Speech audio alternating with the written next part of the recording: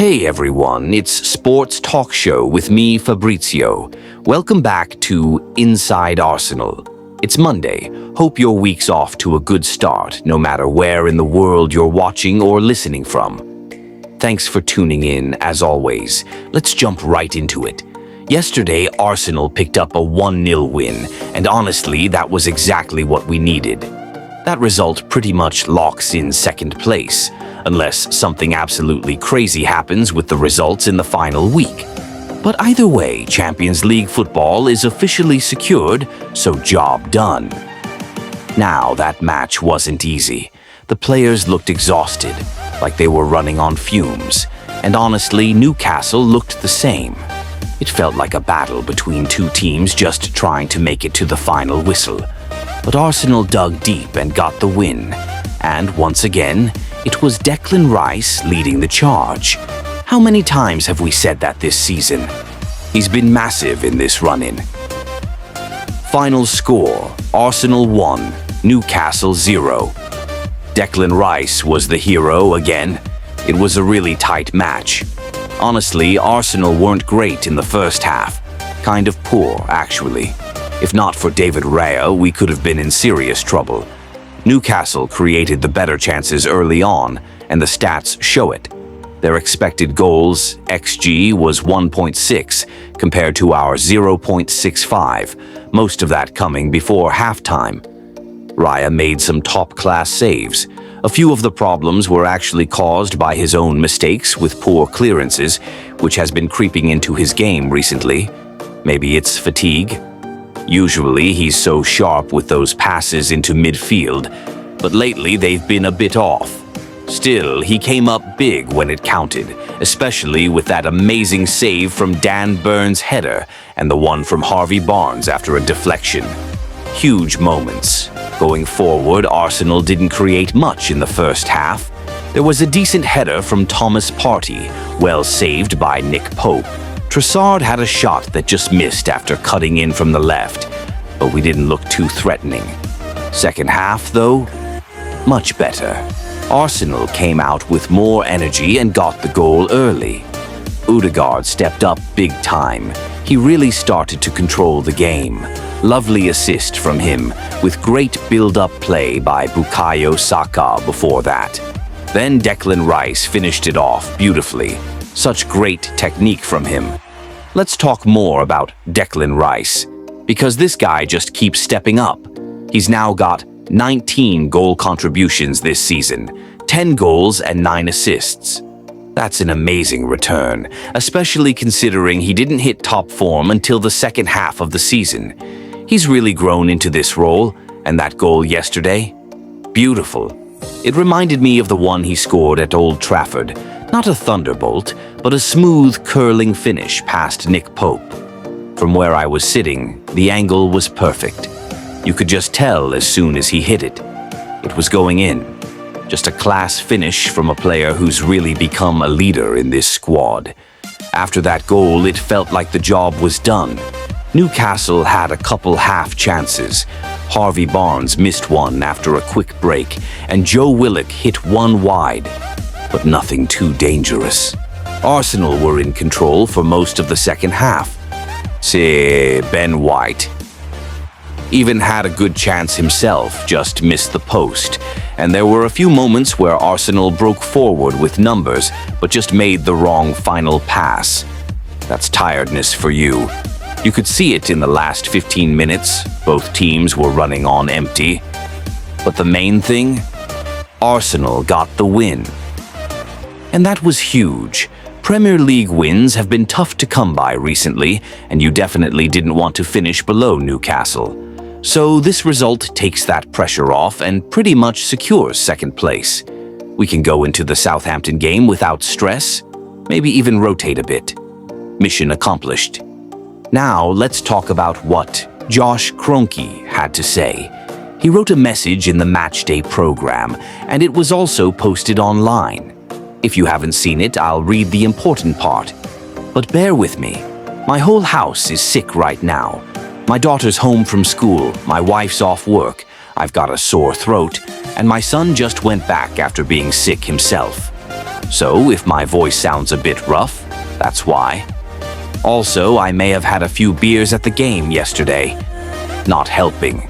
Anyway, here's the key bit from Josh Kroenke's message. To fans, Mikel and his coaching staff, along with the players, faced challenges this season. I'm proud of how they handled it. You learn a lot in tough moments. We plan to invest in the team to improve next season. Our sporting director, Edu, is a key part of that.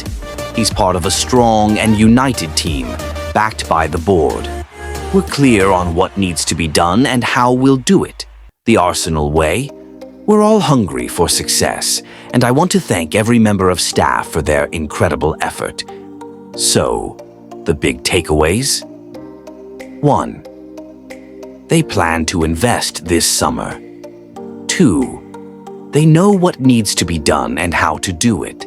That's pretty much a promise from the ownership that they're backing the manager and team. Mikel Arteta was asked about those comments after the match, specifically if he felt the board had his back this summer. And he said yes. But he also mentioned that this support isn't new. The club has backed the team every step of the way, and he expects the same going forward. He added that the squad is a bit thin, and with 4 or 5 players leaving. Due to contracts or loan deals ending, they need to act smart. He stressed being sharp, disciplined, and ready to execute the summer plan to keep Arsenal strong going into next season. Let's carry on and talk more about what Mikel Arteta had to say after the game, because he didn't hold back.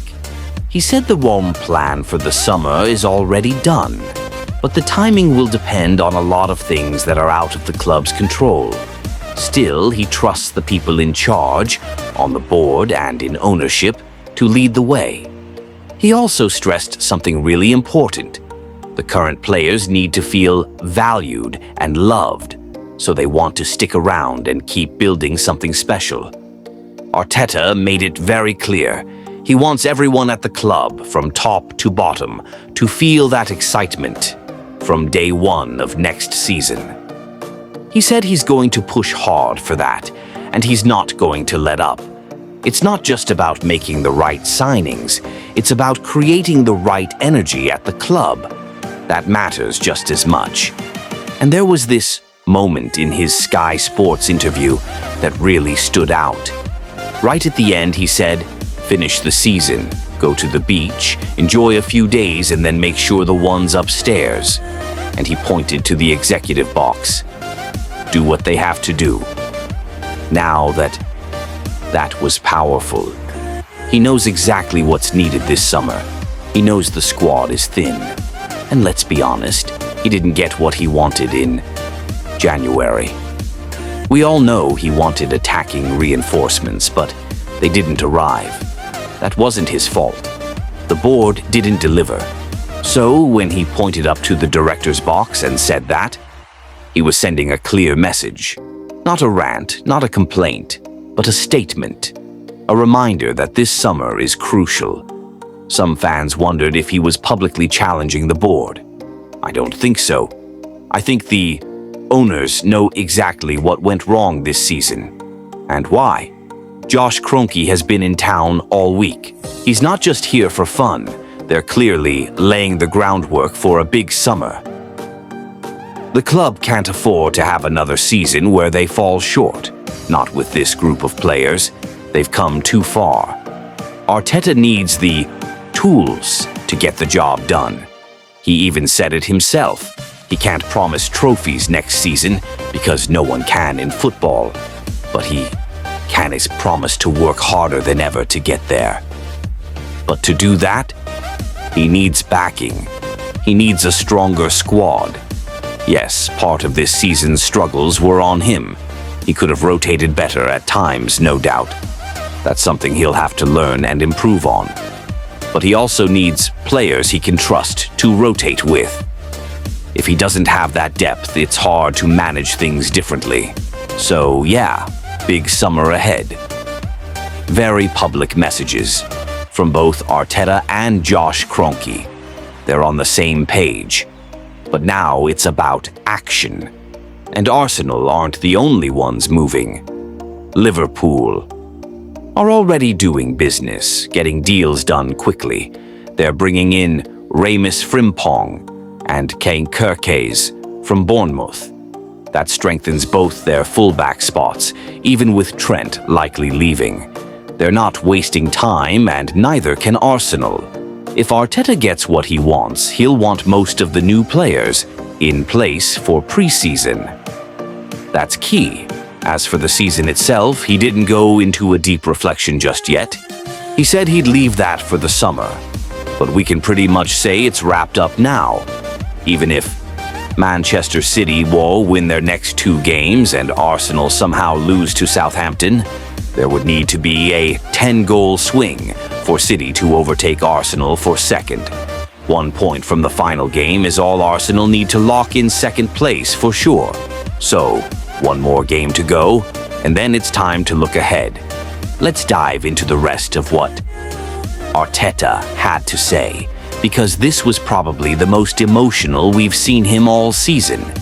He said he's already had his say in the dressing room, and to him the message is very clear. He's been there every single day for the past 9.5 months. He knows exactly what this team has gone through, and honestly, he's right. Plenty of teams in the Premier League's history have fallen apart with just a fraction of the challenges Arsenal have faced this season. But Arsenal didn't. They stuck together, stayed strong, and never collapsed. That matters. Arteta said he values that deeply because to him it shows this team has built something sustainable, something consistent, even if some people outside the club don't want to see it or don't want to acknowledge it. He repeated that point in his press conference and again on the pitch after the game. You could tell this season has drained him emotionally. The pressure, the injuries, the expectations. It's been a lot. And no, he's not using injuries as an excuse. But let's be fair. You can't analyze this season properly without taking those injuries into account. Other clubs with similar problems this season, they've collapsed. Arsenal didn't. It wasn't the ending anyone wanted, but the fact they held their ground matters. It deserves some respect. Arteta also made a point about consistency across the last 3 years. He said, "We've finished second, and over the last 3 seasons, only one team has gotten more points than us overall, and that's Manchester City, the best team this league has ever seen, by far. And that's a huge point. Liverpool have trophies, Arsenal don't, but they've been in the Champions League semi-final for the first time in 16 years. They're close, not satisfied, not happy, but on the right trajectory." And yeah, Arteta was really feeling it yesterday. You could see it in his face, hear it in his voice. The season has taken its toll, not just on him, but the players too. And fans feel it as well. I spent plenty of time in the pubs yesterday before and after the game, and everyone was saying the same thing. They're just ready for a break. It's been a long, exhausting season. So much promise, so much tension. It's time for a reset. And of course, Arteta won't even be on the touchline for the final game against Southampton. He picked up his 11th yellow card of the season. That led to an interesting question from Padawan on the Discord. Can we be critical of Arteta for the yellow? Getting booked for kicking the ball, it's something he'd probably get onto a player about. Fair question. My first thought was that it looked like a harsh yellow. From what I saw, granted just once, he was trying to kick the ball back for a throw-in, but misjudged it and it ended up back on the pitch. It didn't seem malicious, but I'll admit, maybe I got that wrong. Maybe it was intentional. If that's the case, then yeah, it was a silly thing to do. He talks a lot about discipline, and if he's breaking that himself, it's not a great look. That said, it's the final game. He'll be in the stands. It gives Albert Stuvenberg a bit more responsibility, not something he's unfamiliar with. Still, it's a reminder that Arteta can learn too. He's still growing as a manager. Passion is great, but sometimes it spills over, and maybe that's something he reflects on over the summer. Then we had another great question, this time from 2010 on Discord, asking about the executive side of things. Specifically, how did the off-field decisions shape this season? And it's a really important point. Edu Walls, for example, was clear near the end of the summer transfer window that Arsenal weren't bringing in another forward. The message was, we're good with what we have. And for a while it looked that way. But when Eddie Nketiah got injured mid-season, and with Gabriel Jesus still struggling for consistency, the lack of depth became obvious. Despite all the talk of transition plans and a strong structure, the raw January window came and went without a single attacking addition. That's on the club, not Arteta. And now there's a question about Ismailov's future, another piece of the backroom setup that's still unresolved. The executive leadership needs to be sharp this summer. Other teams are already moving. Arsenal can't afford to be passive or overly cautious.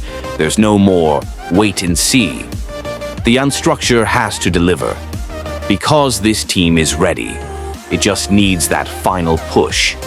We've talked a lot about what happened on the pitch this season, but off the pitch, yeah, there's been plenty of upheaval, and it's absolutely had an impact. There's been a lot of noise around the leadership structure. And one of the big talking points was Jason Ato stepping in as interim following Edu's exit. Arteta mentioned recently that the club will be looking for support at the top level this summer. And it does feel like Arsenal have been a bit unsettled behind the scenes. Look, football clubs function best when there's stability. And to be fair, Arsenal had that for a while. But this season, not so much. And yes, I do think that affected things, especially in January. And I want to be clear, I don't think the lack of arrivals in January is Jason's fault. I really don't.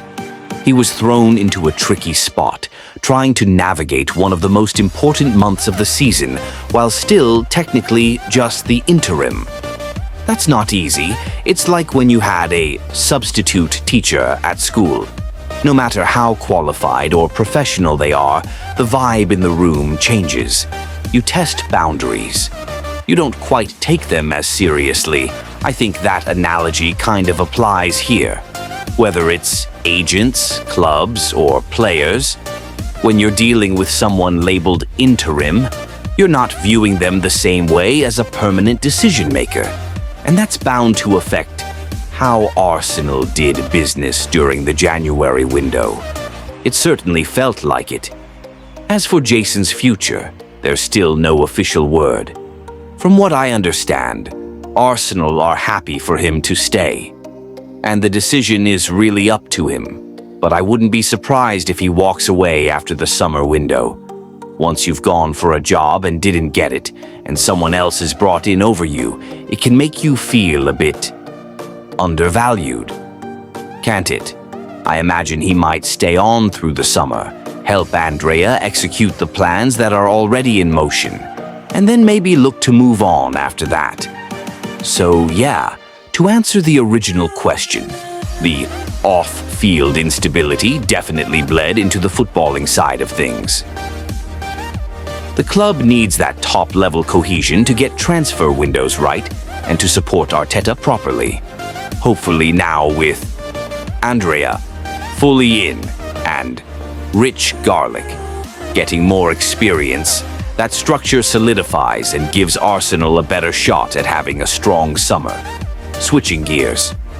Jordan got in touch to say he was buzzing after the game, said the atmosphere was better than expected, and apart from the first 20 minutes thought we were pretty dominant. Mentioned Kiwior, Trossard, Martinelli, said they all worked hard. Ben White came alive in the second half, and as he joked, Rice we got him half price. He also pointed out the disappointment of fans leaving early, even before the lap of appreciation. Fair enough. Train closures and the obvious frustration with how the season ended probably played a role, but like he said, Arsenal won, second place is essentially locked in, and now we move on. He even gave a shout out to the women's team, hoping they can do the business in the Champions League on Saturday. Love that. And finally, Harley chimed in with a dream transfer window. He listed Sesko, £75 million. Rodrigo, £100 million. Zubimendi, £55 million. Ease, £60 million. Then outgoing, Partey stays. Sell, Tierney, Kiwior, 30 meters. Nelson, 10 meters. Vieira, 20 meters. It's bold, ambitious, probably unrealistic. That's your £290 million plus. In spending right there, and not a ton coming back in. I mean, £20 million for Fabio Vieira. I just don't see it. Maybe if Zinchenko is sold too, you can raise a bit more. But still, to make that sort of spending work, you're looking at least one major sale. And by major, I mean a £60 to £80 million kind of departure. Without that, it's a fantasy window more than a feasible one. Plus, don't forget, if you're selling Kiwior, you need another center back. And if Ramsdale leaves, you probably need a goalkeeper too. These things add up. But hey, it's fun to dream. Let's see what Edu, Andrea, and the rest of the team cook up in the coming weeks. Could be a very, very interesting summer. Right, before I forget, I did do my player ratings from yesterday's game. I forgot to put the slide up earlier, so let me quickly rattle through them for you, because I know how much you all love to tell me how wrong I am. Starting in goal. David Raya. 8 out of 10. Could have been a 9, honestly, if not for a few sloppy passes that put us under pressure early on. But he made some crucial saves to keep Arsenal in the game in that first half. For me, man of the match. Without his performance, what came later wouldn't have mattered. Ben White, 6 out of 10. William Saliba, 6 out of 10. Unfortunately, came off with a hamstring injury. Yes, another one. Hamstring FC rolls on. Jakub Kiwior, Sidim Najeshinch, did really well shifting over to the right after Saliba went off. Caleb Foran, Calafiori, 7 out of 10. Came in at left-sided centre-back and did very well. Great to see him play in his natural position, composed and solid.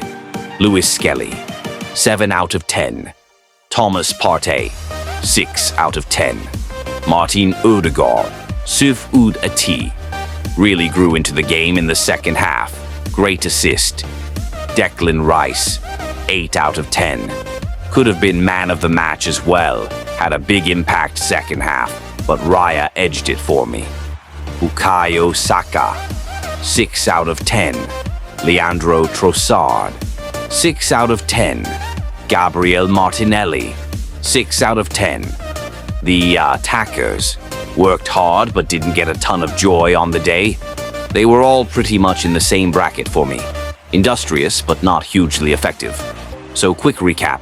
Raya, 8. MOTM. White, 6. Saliba, 6. Kiwior, 7. Calafiori, 7. Lewis Skelly, 7. Partey, 6. Odegaard, 7. Rice, 8. Saka, 6. Trossard, 6 asterisks dash Martinelli, dash 6 asterisks. That's it for this one. Thanks so much for watching and listening. If you're on Patreon, appreciate the support as always. I'll be back tomorrow to do it all again. Enjoy the start of your week. Speak soon. Bye-bye. If you enjoyed this match recap, player ratings, and insight into Arsenal's performance, make sure to subscribe so you never miss an update. Whether it's breaking news, post-match analysis, or transfer talk, staying subscribed keeps you connected to all things Arsenal. Smash that subscribe button, join the community, and let's go through every high and low together. Up the Gunners.